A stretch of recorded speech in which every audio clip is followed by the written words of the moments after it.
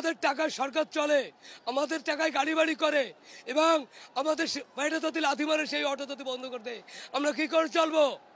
আমাদের অটো চলতে দিতে হবে, এবং আমাদের অটো যদি চলতে না দেয় হয়তো ডাক্তার ইনুস এসে গুলি করুক, আর নলি আমাদের অটো চলতে দিতে হবে।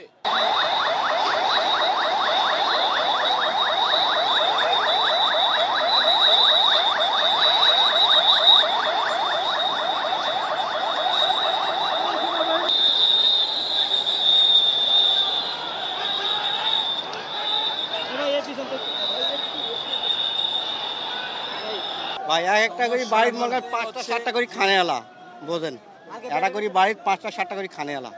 যদি এই অটো রিক্সাটা বন্ধ করে দেয়, হাজার হাজার এই অটো রিক্সার ড্রাইভার, তার পরিবেশ কতগুলো লোক আছে, এই জিনিসটি আপনারা একটু ভাবেন ভাই।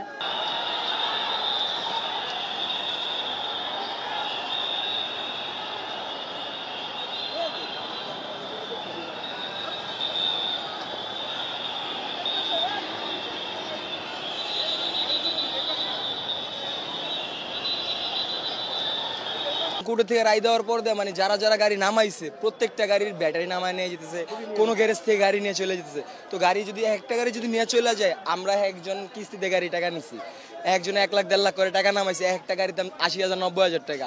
তো এই গাড়িগুলো যদি নিয়ে যায় তাহলে আমাদের পেটে লাথি দেওয়া হইলো না?